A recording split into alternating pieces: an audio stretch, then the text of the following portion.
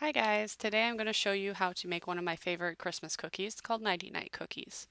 The first thing you're going to want to do is separate two egg whites. I forgot to record that clip, but they are already in the bowl. Two egg whites. You mix them at a very high speed for several minutes until they turn fluffy. You should be able to pull the mixer through, and there should be able to be stiff peaks where they'll kind of stay up. And then I add in 2/3 cup of white sugar and mix that into it, and then you'll feel that it's starting to get thicker, which is what you want. Just mix it really well. I'll have all the directions and the ingredients in the information box. Next, you're going to take the recipe calls for a cup of chopped pecans. I only put in a half cup because it seemed like a lot, but you can certainly add in more. And a half a bag of chocolate chips.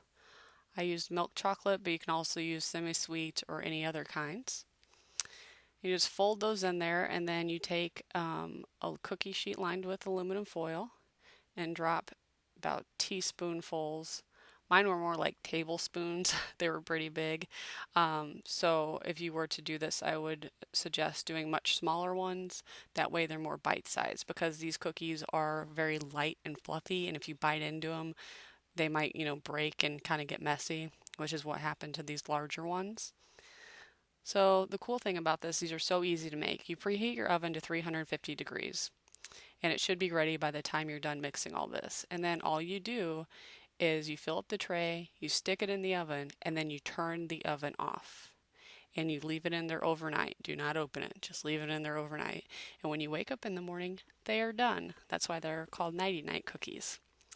And I don't know if these are popular or not. Growing up, we always made these every Christmas, but anyone that came to my house never knew what they were, but they liked them. I mean, they're very good cookies. They're very interesting. They're different for sure. So here's the next morning when I open my oven. That's what they look like.